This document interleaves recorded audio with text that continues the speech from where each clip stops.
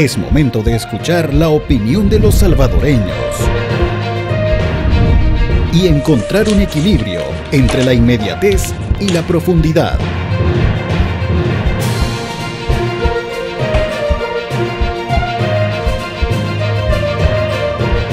Pulso Ciudadano. Buenas noches, bienvenidos a un programa más de Pulso Ciudadano. Soy Julio Valdivieso y hoy estamos a través de la señal del canal 21 y 19 en simultáneo para que usted siempre tenga el mejor análisis de lo que sucede en el país. Esta noche quiero dar la más cordial bienvenida a nuestro invitado Alejandro Goodman, presidente de la Dirección Nacional de Integración. Recuerde, tenemos a disposición nuestro número de WhatsApp 78696982 para que usted nos envíe sus preguntas, sus comentarios y en la medida de nuestras posibilidades nuestro invitado pueda responder a esas interrogantes. Como siempre pedimos el respeto a nuestro invitado de la noche. Usted puede hacer las preguntas que considere convenientes siempre y cuando estén dentro del canon de los respetos. De lo contrario no la vamos a pasar. Buenas noches, señor Goodman. Gusto tenerlo en el programa por primera vez. Muy amable, Julio, muchas gracias. Es un honor para mí y un gusto encontrarme para hablar un poco de todo esto que se viene. Antes de entrar, dijéramos, quiero poner en contexto, incluso este servidor, se habla mucho de lo que es la cultura de la integración, pero ¿qué debemos, que el ciudadano que nos está viendo, qué debe entender por esta cultura de integración? Un concepto que entiendo tú lo has venido impulsando desde muchísimos años en el país, pero muchos dicen, bueno, ¿qué debemos de entender por cultura de la integración? Bien, esto empezó, Julio, hace muchos años, cuando me di cuenta que lo que habíamos traído al país, allá por el 2003, más o menos, 2004, que era todo un tema del deporte, en donde la verdad que las cosas nos iban muy bien con las clínicas deportivas y había un cierto desarrollo para los jóvenes, pero nosotros entendíamos que el deporte por ahí se podía llegar a convertir en un factor de desarrollo para la juventud. Sin embargo, nos fuimos dando cuenta que a pesar de los beneficios que eso tenía, no eran suficientes como para cuando esos jóvenes salían al mundo, encontrarse con suficientes herramientas como para desarrollarse y salir de la pobreza, que eran un poco los objetivos. Todo a partir de allí, y luego de haber visitado al Papa, que nos invitó 2 veces, y de haber trabajado con la FIFA, que éramos uno de los invitados en su fundación, en la de FIFA, que se llamaba Football for Hope, dije, nos equivocamos, y empecé a aprender, me empecé a adentrar a ver cómo podíamos hacer para realmente que aquellos ciudadanos, aquellos millones que nunca podían salir de la pobreza y que generación tras generación no encontraban esos caminos, qué podíamos hacer para descubrir y profundizar y aprender y estar y leer y escribir. Y entonces fui descubriendo que el gran problema de Latinoamérica, pero sobre todo en El Salvador, porque aquí es donde aprendí todo, a pesar de que yo en esto trabajo hace muchísimos años, me fui dando cuenta que la desintegración del país era el peor de los problemas. Mucho más importante que la desigualdad. Pero la desintegración entre dos mundos era un factor tremendamente... Mucho se decía que habían 2 realidades en el país, los de lo catalogaban de las colonias Jalón por arriba y los que vienen de la colonia por abajo. ¿Era así a ese nivel? Sí, tal cual. Entonces, yo fui un privilegiado porque la verdad que tuve acceso a un corte transversal de la población. A mí me tocaba un día estar con un presidente, otro día estar con un pandillero, otro día estar con un profesional, otro día estar con un presidente de un banco, otro día con alguien de las universidades, otro un maestro de escuela, con un padre, un joven, un abuelo. Entonces, pero eso te permitió conocer la realidad del país. Exacto. Eso yo andaba, mire, yo trabajé durante casi hasta el día de hoy, sigo manteniendo el mismo de 12 a 16, 17 horas todos los días, o sea, incluyendo sábado y domingo. Y los primeros 17 años yo no podría encontrar la mejor palabra en español para decir que me quitó la vida, porque trabajar tantas horas todos los días y reunión, salir y correr de un lado al otro, me enriqueció mucho como en cuanto a conocimiento, muchísimo, porque yo me nutrí de las fuentes más... ¿Y qué te motivaba a hacer eso? La motivación... 17 horas al día. Sí, la motivación, ¿sabe dónde la encuentra? Cuando está en los lugares de la gente más necesitada, en los momentos de mayores dudas, de cuestionamientos propios, porque esto siempre dije en el país desde que llegué, no hay una sola cosa que no cumplí en el país, que yo dije no voy a hacer nunca 3 cosas, nunca me voy a llevar $1, nunca me voy a llevar una medalla y nunca voy a dar una entrevista. La que no pude cumplir es la tercera, porque después de muchos años sentía que nadie podía transmitir y que necesitábamos eso de parte de los medios de comunicación que nos acompañara, porque nosotros no teníamos quien nos acompañara más que... Entonces, algunos pocos que me fueron ayudando, sí, con el tiempo ni hablar, pero... Entonces, cuando fui descubriendo, volviendo un poco, a partir de esa desintegración, fui entendiendo que los mejores caminos para construir un verdadero desarrollo era generar todo, construir una cultura de integración fundamentado en la participación de la gente, de los que viven aislados, que pueden estar dentro de un mismo ámbito, porque en una comunidad o entre comunidades también se vive aislado, o viven aislados por las cuestiones que usted conocerá muy bien, de violencia, etcétera, etcétera. Los de una comunidad ni se llevan con los de la otra comunidad. Hoy día el mundo este país está cambiando a pasos agigantados en ese sentido. Y ni que hablar con el otro mundo. Entonces, ni estos conocían a estos, ni estos conocían a estos. Entonces empezamos a generar, a construir, a pensar, a escribir, cómo hacíamos para construir esos puentes integradores entre esas personas y otras personas, y entre esas personas y otras instituciones públicas y privadas. Y así fuimos desarrollando todo un nuevo modelo de desarrollo social que es muy complejo de explicar en pocos minutos, pero que nos llevó a resultados maravillosos luego de tantos años. Quiero hacerte, porque te quiero interpretar, que tú has vivido la realidad, has sido un facilitador. Esta pregunta que te voy a hacer es, dijéramos, de fondo. ¿Está listo El Salvador para una verdadera cultura de integración? Sí, sí. Imagínese, don Julio, que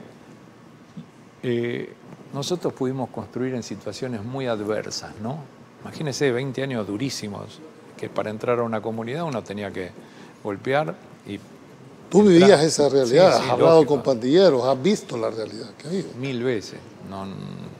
No hay posibilidad que yo entrara por cara bonita o porque a mí me apoyaba alguien, porque la verdad que lo único que nosotros tuvimos siempre, y espero mantenerlo hasta el último día que vivo acá, es la credibilidad.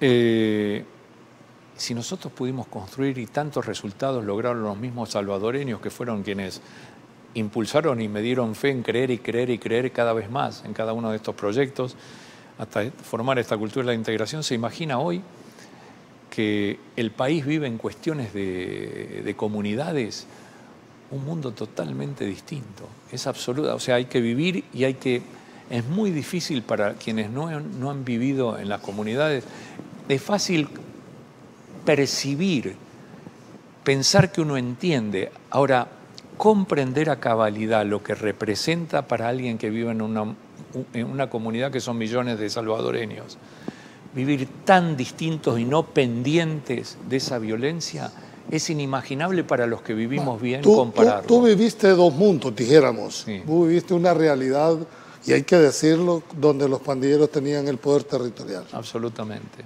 Hoy hay una realidad también en el tema del control que han tenido sobre los territorios y la parte gubernamental. ¿Has podido tú palpar la diferencia de un antes y un después? Absolutamente.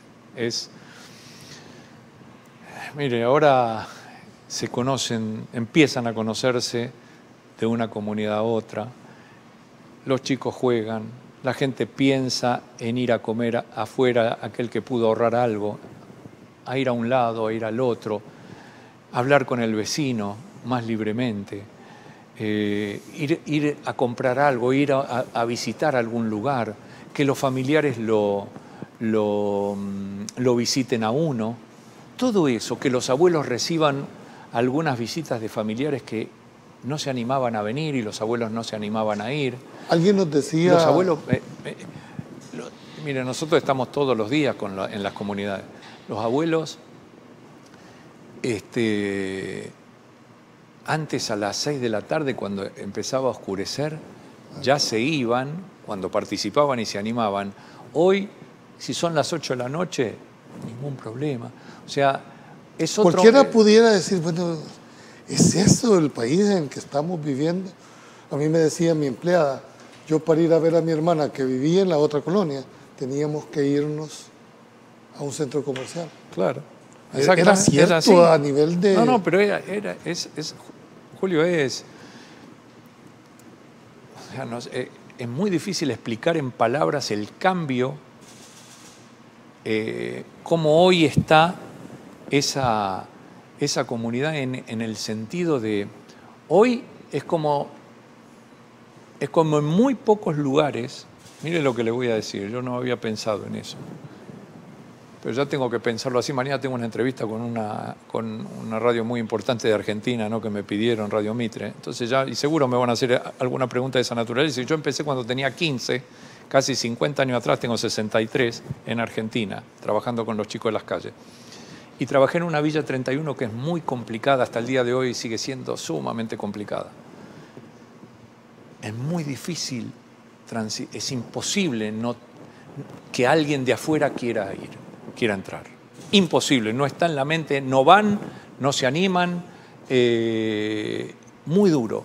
Hoy en El Salvador, en ese sentido, y ojo que no está terminado todo, todavía falta un poquito, pero hoy en ese sentido, el aire que se respira en las comunidades, se lo digo porque todos los días, mire, estuvimos, y le voy a contar un hecho un poco extraño, ¿no?, porque el otro día estábamos organizando un evento, anteayer, en Campanera, en la Campanera. Que era una ciudad, éramos ícono. Era el estigma, y yo nunca lo nombraba porque no quería estigmatizarlo aún más. Y pasó lo de esta niña que falleció, ¿no?, que la mataron, pobrecita.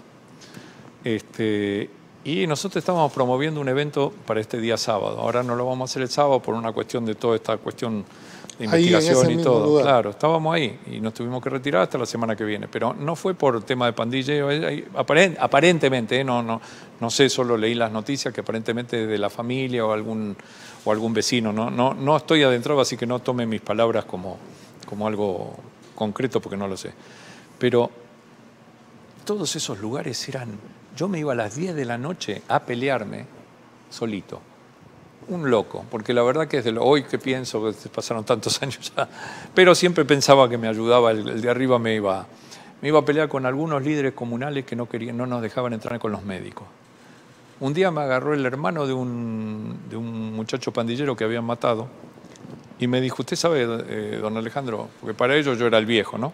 Yo cuando tenía 40 ya era viejo para ellos. Usted sabe que cuando usted venía por acá nosotros lo veíamos y decíamos, este viejo lo echó la mujer de la casa y se viene a suicidar aquí. Pero así lo sentía, ¿no? Así lo sentía, así fui ganando un poco de credibilidad, se fueron dando cuenta que la lucha era para que los vecinos... Pero en esos momentos era muy difícil, pero así todo, don Julio, pudimos desarrollar un montón de cosas. ¿Se imagina todo lo increíble que hoy se puede desarrollar en este país? O sea, hoy es un campo de rosas, si se quiere, en el sentido de poder, hoy hay campo, hay tierra fértil para poder desarrollar todo esto y que haya menos pobres, no mejores pobres. Nosotros debemos buscar, y eso yo creo que hicimos buena sintonía con el presidente. ¿Qué pasa si fracasa Alejandro Guzmán en esto? Bueno, ¿sabe qué? He empezado a decir, yo le dije al presidente el otro día, no sé si a usted le va a gustar lo que voy a decir o no. No me dijo nada, ¿no? Me están apoyando tanto en esto Me están acompañando, me siento tan acompañado, don Julio. Que era una de tus quejas que decías que... Absolutamente. Que no me acompañaba, que nadie. Yo fui a ver a todos los... Le termino esto. Siento tanto acompañamiento en esto que yo pienso que si fracasamos es culpa mía. A ese nivel, ¿percibís la voluntad política del gobierno en hacer eso? Percibo un acompañamiento extraordinario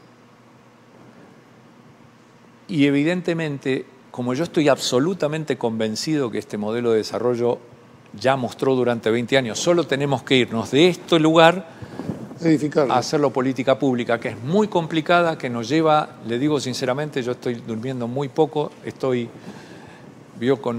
quiero entrar a la cancha, pero hay que armar todo un grupo y es una institución nueva, ni siquiera han aprobado la ley todavía, aparentemente es ahora o la semana que viene será. Pero el armado, estamos buscando la mejor gente, estamos trabajando con gente de gobernación que también nos está ayudando un poco en diseñar y en buscar los mejores lugares para ya arrancar, para llegar a 350.000 personas. Entonces, la verdad que como estoy convencido del modelo, como estoy convencido de lo que tenemos que hacer, como estoy convencido que hay muchísimos recursos en este país maravillosos para que podamos construir juntos, como lo he vivido eso, hoy con este ámbito maravilloso, con el acompañamiento del presidente, y si no sale tiene que ser culpa mía, ¿qué quiere que le diga? Y eso suena feo porque es hasta arrogante decir eso, pero lo digo con total humildad, justamente lo digo... Es porque el que a lo mejor fracasó, que no dio... Tengo ya un minuto para terminar la primera parte. En conclusión, ¿el país está listo para dar esta transformación? Estuvo listo, ¿sabe qué? A lo mejor algunos me van a criticar mucho ahora. El país debió haber hecho esto desde la guerra. ¿Después de los acuerdos de paz? Esto es lo que debió haber hecho. No sé por qué no lo hicieron, porque no tengo tanto conocimiento y a lo mejor estoy exaltando a mucha gente, pero eso es lo que debieron haber hecho. Y se lo pedí a cada presidente. Yo te seguí, era una Yo me demanda. encontré con todos y dije cosas, recién estuve cenando y se lo dije a alguien, le recordé algo que le dije muy duro a un presidente. No lo quiero repetir porque es muy fuerte, pero... yo me reuní con todos, no muchas veces. Y sin voluntad política del Ejecutivo es imposible. Cuando el presidente me llamó, ahí dije, me quedo. ¿Esperabas eso? Ya no, la verdad le digo, don Julio, no. La verdad, sinceramente, mire que yo me había reunido con el presidente. Varias veces. Antes, cuando él me había llamado, cuando era alcalde. Y después nos reunimos 2 o 3 veces más, pero como ya había pasado un tiempo y los resultados estaban a la vista y que yo quería con el presidente, no quería con un ministro, no quería con él, porque esto tenía que ser con el presidente. Y al final yo tengo mi vida siempre ha sido así, yo digo siempre al final cuando uno es muy perseverante y lucha y tiene convicción, al final el rompecabezas se arma. Y a mí siempre en la vida me ha salido, claro, sufrí como, y cuando menos, mire, me habrán querido matar tantas veces, tuve tantos problemas físicos, tantos problemas, yo dejé a mis hijas, mi señora, mi socio, mi físico, económicamente, bueno, cuántas veces me frustré, me cerraron la puerta las organizaciones internacionales, me peleé con todo. Ya tenés visa múltiple para el otro lado cuando te toque. No, tengo que hablar con migración, ¿sabe qué? Porque el pasaporte me lo sellan, tienen unos sellos grandes y no me entra más. Cada 2 por 3 tengo que andar renovando. Tengo que ir a un corte comercial, está muy interesante la práctica. Cuando regresemos, ya analizamos, dijéramos, cuál fue la visión que tuvo Alejandro en un momento determinado. Ahora vamos a explorar una segunda parte de qué se espera, ya montado en el caballo. Ya volvemos.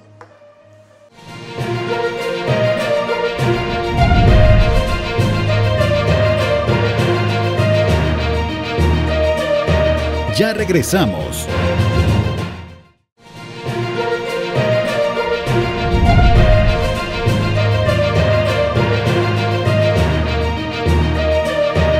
Continuamos. Gracias por continuar en esta segunda parte. Lo invitamos a que consuma agua mineral San Peregrino. Usted la puede encontrar en cualquier supermercado del país. San Peregrino es el patrocinador oficial de Pulso Ciudadano. A ver, quiero ponerte en este contexto. Así lo he pensado yo siempre cuando lo he abordado desde el punto de vista profesional. Yo siempre he creído que la seguridad tiene 4 patas. Una de ellas es la represión, que nadie puede negar, Alejandro, que efectivamente aquí hicieron un golpe sobre la mesa, el tablero se ha ordenado. Pero hay otras 3 cosas en mi criterio que no pueden dejar de abordarse dentro del contexto si es que queremos resolver o por lo menos empezar. Y es el tema de la prevención, el tema de la readaptación y por supuesto el tema de la reinserción. El rol que tú vas a jugar desde mi óptica puede ser que esté equivocado, pero tú lo miras. ¿Vas a jugar ese rol de apostarle a la parte preventiva de este país? No. ¿No lo vas a enfocar desde ese punto de vista? No, y por suerte uno de los temas más importantes, porque pareciera que fueran similares los conceptos, pero con un pequeño desvío terminan yéndose uno para un lado y otro para el otro, y es la gran pelea que yo he tenido con las políticas públicas, con las organizaciones internacionales, con los intelectuales. La prevención es solo una partecita de toda esta dinámica, y le diría que casi todos los proyectos de prevención, todas las actividades, todos los programas de prevención no tienen la energía ni la capacidad para generar que la gente que vive en la pobreza pueda salir de ella. No hay ningún tipo de posibilidad. Y de esto, como yo aprendí de Carlos Vilardo, que fue un técnico campeón del mundo con Argentina, que fue como un padre para mí, vos guardá todo. Entonces yo guardo todo desde hace años y le puedo mostrar todas las cosas que han gastado millones y miles de millones de dólares en proyectos de prevención. Entonces yo niego que la prevención sea un factor determinante para salir de la pobreza y para que la gente pueda estar realmente bien. Y le apuesto al desarrollo, porque el desarrollo y los proyectos de desarrollo van a generar una prevención. Entonces, antes se veía que al joven como un potencial delincuente. Entonces vamos a delinear un proyecto y le vamos a dar algún tipo de curso, lo vamos a apoyar en algo para que esté ocupado, para que el día de mañana pueda ganarse unos pesos, tenga algún conocimiento de algo. Pero la vida, la realidad de la vida, es tan dura que lo chupa, que ese conocimiento pequeño, que esa inyección de energía que le dieron es un calmante de un rato. Es una aspirina, es un acetaminofén, estamos haciendo propaganda, perdóneme, pero que no lo va a mejorar realmente. Entonces, me dice que al final el medio termina absorbiendo a este, aunque él tenga, dijéramos, esa noción y ese poco conocimiento. Imagínese, si la realidad sigue igual, si ese joven o abuelo, yo en estos momentos, nosotros trabajamos con todos, nosotros estamos buscando la transformación de toda esta parte de la sociedad, no solamente el joven, que siempre se habla de los jóvenes, no, trabajamos con abuelos, con vecinos, con familia, etc.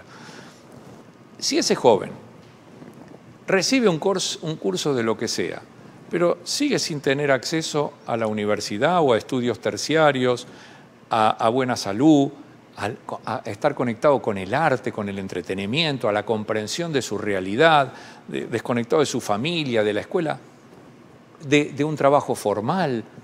¿Cuál es la posibilidad de que ese joven algún día salga de ese círculo vicioso que generación tras generación en su familia ha vivido más o menos igual? ¿Cuál es? ¿Cómo podemos seguir pensando esto mismo que le estoy diciendo, don Julio, ahora y que le estoy contando un poco a la gente? Son las mismas charlas, un poco más profundas, que estoy teniendo con los jefes del Banco Mundial, que me están tratando muy bien. Ayer tuvimos una charla con 5 personas del USAID, de INL, con la Embajada de Estados Unidos, con otras organizaciones internacionales muy importantes, haciéndoles entender que por suerte el señor presidente me llamó y me dio carta blanca para: Alejandro, vamos a hacer, yo creo en esto, que es desarrollo. Nosotros necesitamos establecer condiciones de desarrollo en el país para las generaciones, para hoy, para las generaciones futuras, construidos por los salvadoreños. Ok, a ver, ¿qué rol debe de jugar las organizaciones internacionales? Muy bien. ¿Y cuál es la diferencia? Porque hace 6 meses, Alejandro Guzmán, y ahora esta luna de miel que tenés con toda esta gente. La luna de miel, la luna de miel no se vaya a equivocar. Fui muy crítico. Muy crítico. No, me refiero con las organizaciones No, sí. que ahora te están llamando. Que le voy a contar esto. Yo, desde mi rol como encargado de la Fundación Forever y en la lucha por la mejora del pueblo salvadoreño, durante 20 años fui durísimo con las organizaciones internacionales. Es más, cuando el señor presidente, el día 15 de diciembre, hace el anuncio, luego hay una pequeña reunión de organizaciones internacionales y embajadores, él me llama para presentármelos, un poco informalmente. Y yo les digo, bueno, él me presenta, habla muy bien, no voy a repetir sus palabras, no es necesario. Yo les digo a ellos, quiero decirles que yo he sido muy críticos con ustedes, pero que me encantaría que le den una sola oportunidad a un nuevo modelo de desarrollo. Que parte de los recursos, mire, yo sé que no van a cambiar mucho, pero que parte de esos recursos le den una oportunidad a este modelo. Y el presidente ahí mismo les dijo, miren que nosotros estamos cambiando nuestras instituciones en función de este modelo. Ayuden, sean parte. Entonces me estoy reuniendo ahora, me están llamando, y yo no tengo una relación de odio contra ninguno de ellos. He sido muy duro y muy crítico porque me parece que el pueblo salvadoreño merece una mejor utilización de los recursos de manera eficiente. Por eso siempre peleé, porque veía hacia dónde se iban esos cientos y miles de millones que cada año se filtran en proyectos que no terminan de impactar y que podrían haber impactado y construido esas relaciones, naturalizar relaciones entre universidad y escuela que aquí, por ejemplo, eran inexistentes. ¿Crees que o has percibido, por lo menos ya de haber tenido unas 2 o 3 reuniones con algunos de estos organismos? ¿Cuál es tu percepción con respecto a esa intencionalidad?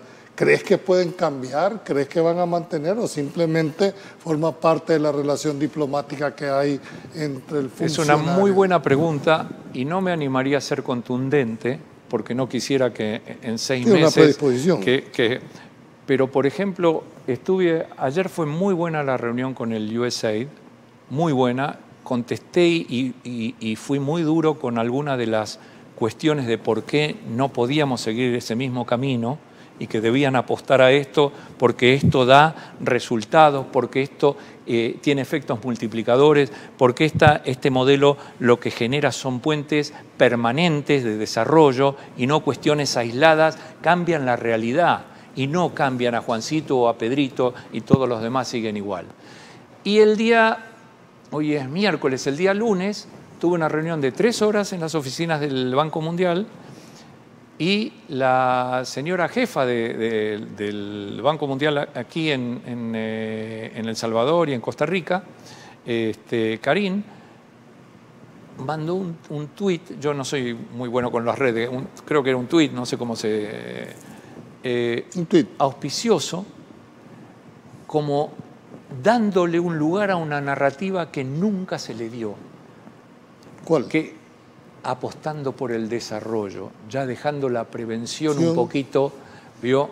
Entonces, eso significa, para el 99,99% de la gente no significa nada. Para mí, en lo personal, es una apertura que puede cambiar la historia de millones y millones de recursos que van a ser para la gente.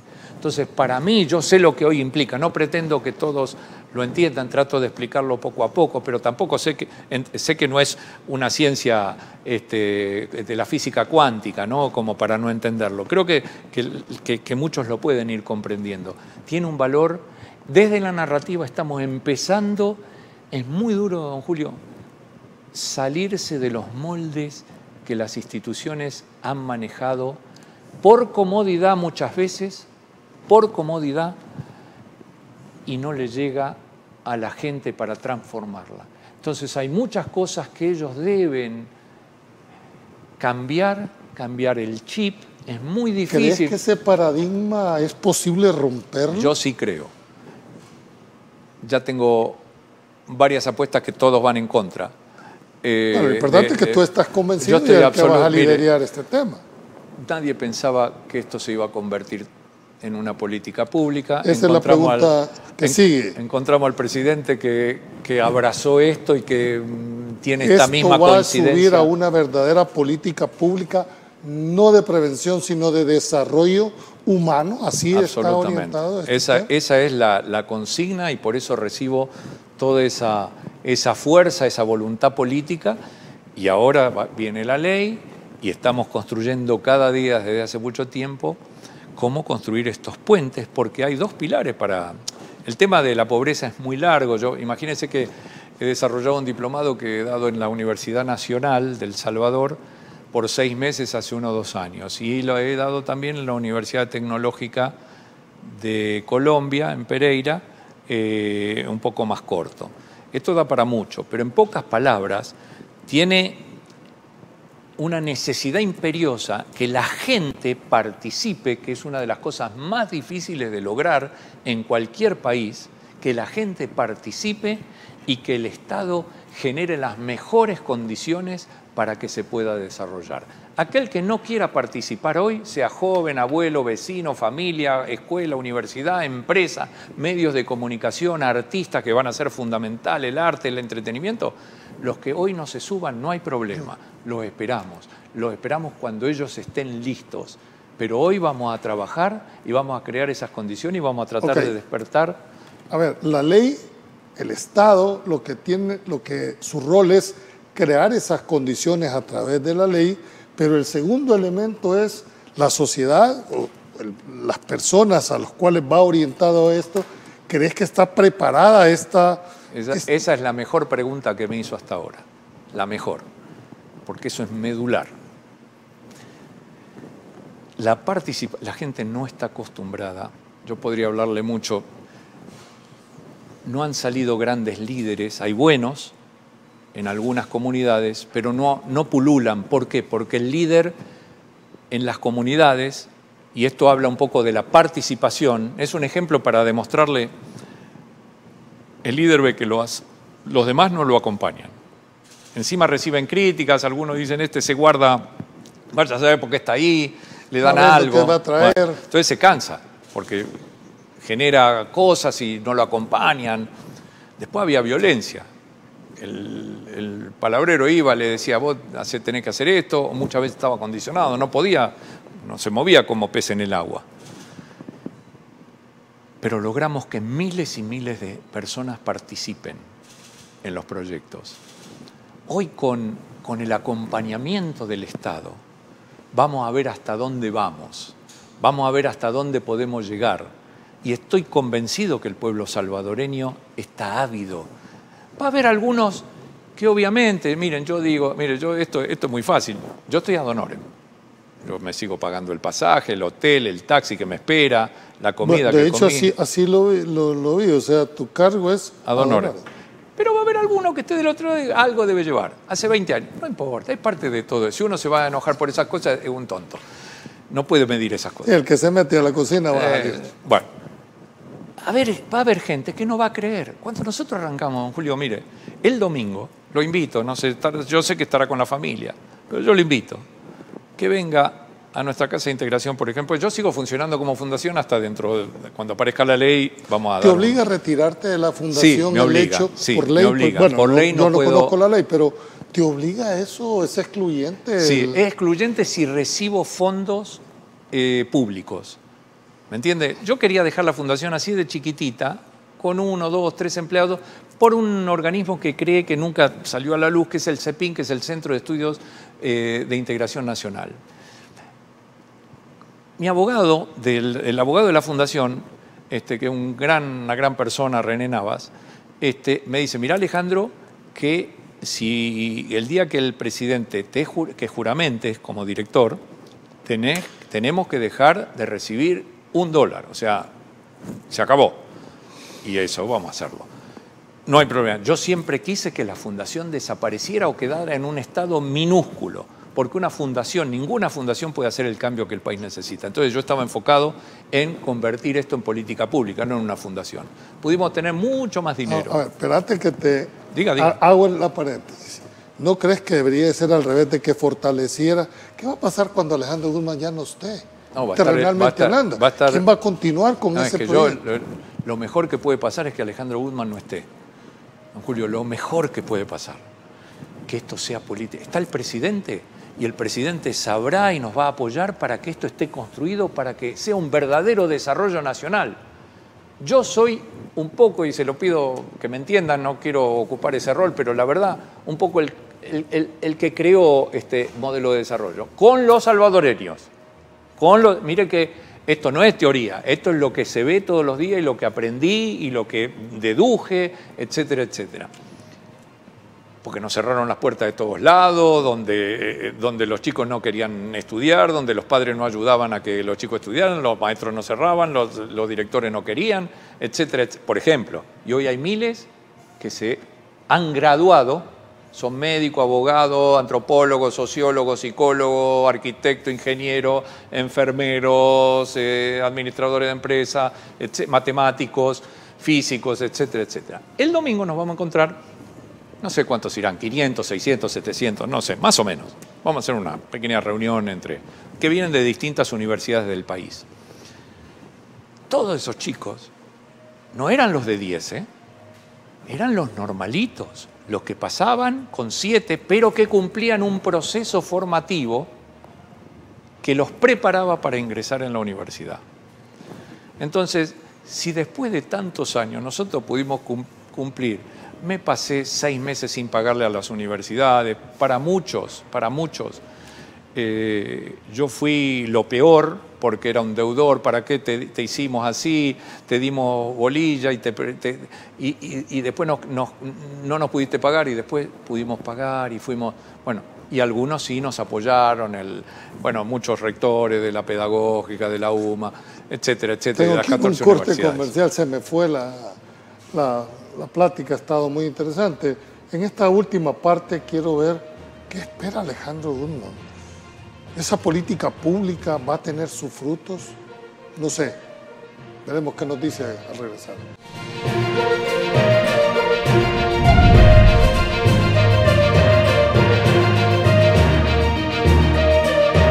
Ya regresamos.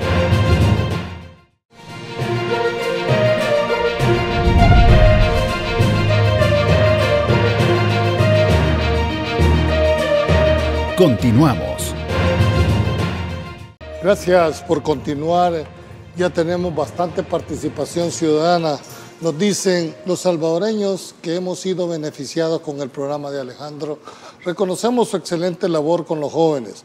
Adelante, ahora se vienen grandes momentos con el apoyo del Ejecutivo.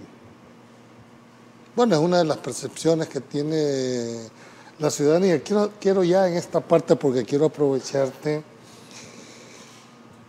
Me imagino que a través de tu carrera, de tu vida, de tu vivencia, has de haber tenido muchas frustraciones, muchas puertas cerradas, muchos desencantos, que cualquiera pudo haber dicho, bueno, yo ya hice lo humanamente posible, pero se me cierra uno, se me cierra el otro. ¿Qué motivó a Alejandro Guzmán a continuar, a ser perseverante y llegar a donde está? Mire, hay algunas cosas que le puedo contestar y otras no sé. Justo lo hablaba ayer con mi señora, con María, que me acompaña tanto, beso, que me está viendo seguramente desde el hotel. Lógicamente ha sido un bastión fuerte, sin los cuales no creo. 10 veces mejor que yo. Y es lo que uno no ve, pero que en 10 realidad es la veces que te acompaña. va a las comunidades, ha peleado, 10 veces mejor que yo, 10 veces. Bueno, pero si no me voy a poner muy... Vamos a aterrizar esto para atrás. entrevistarla. Entonces, claro que primero lo que más me motivó y por eso siempre quise estar cerca de la gente, es la gente. Entonces, cuando uno va inmediatamente a ese lugar, recarga pilas, recarga baterías, recarga energía, porque ve esos esfuerzos, ve esa alegría, ve esa frustración, ve esa tristeza, ese dolor inconmensurable. Y ahí se da cuenta quién lucha por los pobres de este país. ¿Quién lucha? Entonces, yo me pregunto, digo, si yo hubiera conocido, le digo la verdad, y esto está muy mal decirlo, pero yo es lo que siento, si yo hubiera conocido a algunos que hubieran hecho esta lucha, seguramente hubiera entregado con mucho cariño, me hubiera dedicado más a viajar y llevar a mi señora a pasear. Por el otro lado, quiero aprovechar esto que usted me... porque dije que algún día lo haría público, y voy a aprovechar aquí. Quiero que aquello... Está lleno de luchadores El Salvador. Que vean que vale la pena luchar, y aunque a lo mejor no le haya terminado saliendo tan bien, que ustedes son un ejemplo. Bueno, tú sos un ejemplo. Dice, buenas noches. Saludos, estimado Julio, y al invitado Alejandro, una persona muy conocedora del día a día de las comunidades. Estoy seguro que realizará un extraordinario trabajo. Excelente, te felicito por tu excelente programa de entrevistas. Quiero hacerte una pregunta porque me motiva hacerla. Una familia desintegrada, un niño donde no conoció al padre, la madre, porque esa es la realidad que nos ha tocado experimentar. ¿Es posible integrarla a través de esta...? Absolutamente. Mire, le voy a decir una cosa, voy a ir más allá de esto. Esto lo cuento en el diplomado. En general no encuentro espacios para hablar coloquialmente pero creo que le va a contestar mejor su pregunta. Para algunos que estamos en esto, yo digo que debemos convertirnos en doctores de miradas de tristeza y de pobreza. Hay algunos pobres que tienen una mirada que identificamos a algunos que estamos en los lugares y que se identifican hasta de 20, 30, 40 metros.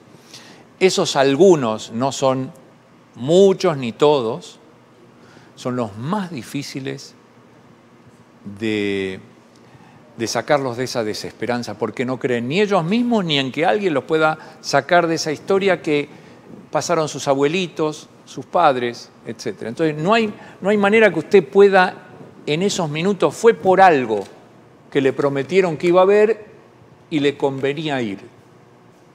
¿A qué voy? No estoy muy seguro, pero parece que algo dan. Por eso vino. Y esa es la motivación de los... Esos son más difíciles de sacar, pero es posible sacarlos. Pero necesita, mire, para este trabajo... ¿Has logrado sacar a más de alguno con esas características? Es que yo le podría contar tantas historias que se pondría a llorar. Por eso el domingo van a hablar muchos de ellos. Por eso yo digo, sí, mire, no me creen a mí. 20 años no he logrado mucho en que los que no vivían ahí fueran a ver los cambios, que escucharan. Eso no lo he podido lograr. Mucho no he logrado en ese sentido.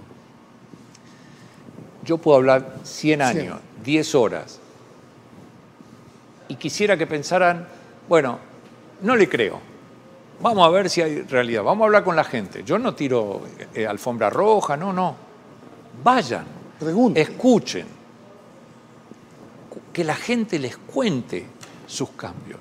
Abuelos de 90 años, jóvenes, y mire que yo no hablo de religión, no soy un transformador de ese estilo, porque no pasa por ahí el asunto. Pasa por ellos mismos, por cada uno que ha querido participar, involucrarse y construir su propio futuro. Nosotros colaboramos con otras cuestiones.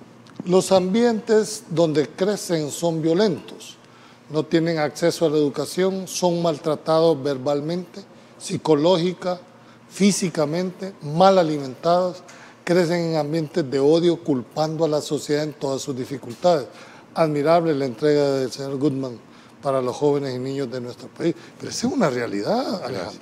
Es parte de la realidad, don Julio. No crea que todo tan oscuro como parece. No la pintemos más tan oscura como parece. Hay recursos maravillosos en este país que se encuentran en todos los lugares donde menos se espera. Uno de los problemas de los vecinos y de los jóvenes que han crecido hacia adentro, no han podido florecer, de eso nos vamos a encargar, para que puedan florecer, para que puedan contar, porque no les convenía contar sus alegrías o sus tristezas, mejor ser gris para no ser blanco de circunstancias que podían perjudicarlos. Le dicen aquí, información excelente la del señor Guzmán. Deseo referirme a una noticia, Dirección de Integración enviará psicólogos a las escuelas.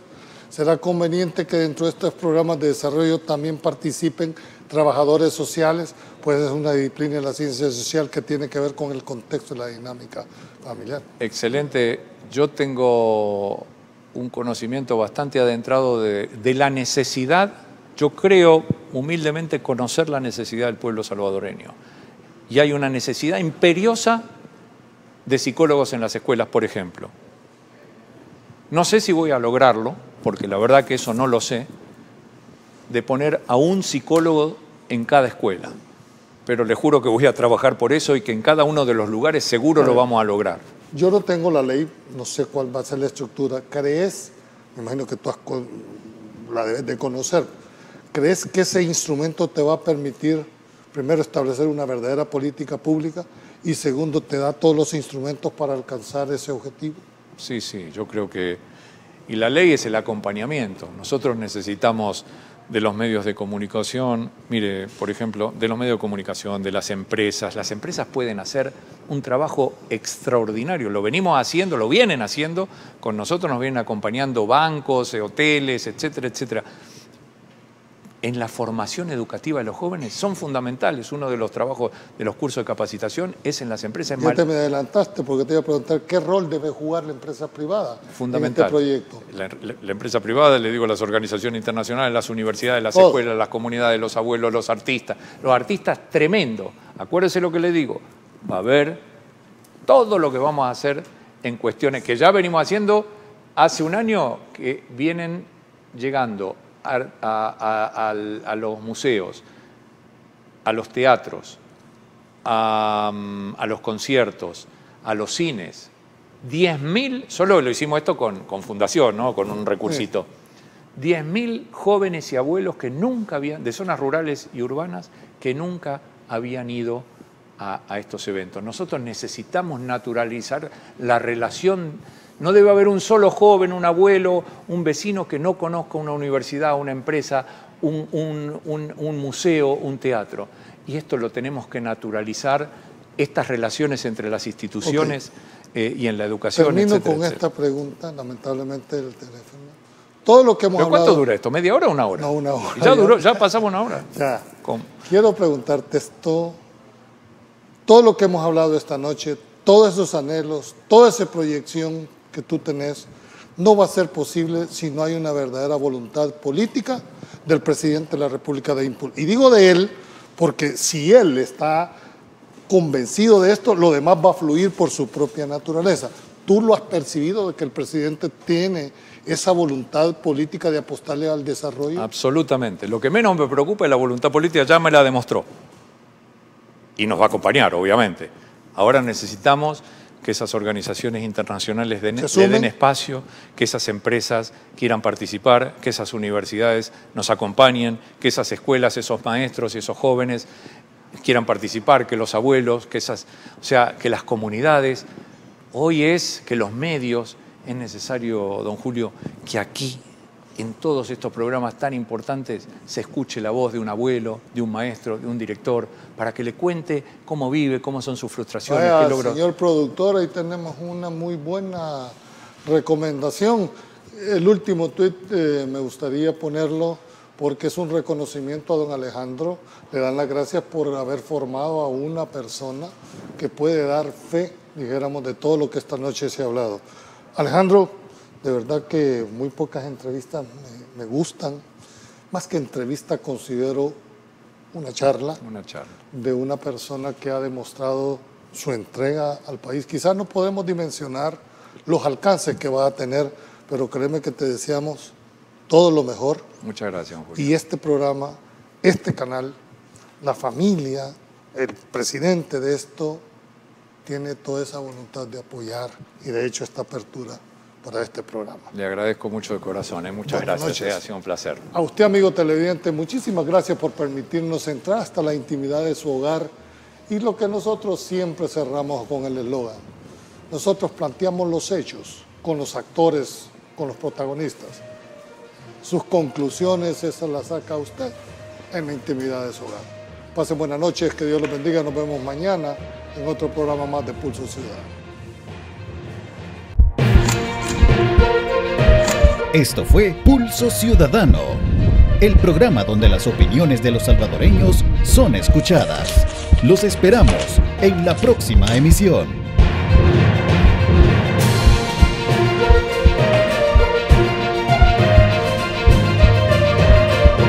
Pulso Ciudadano.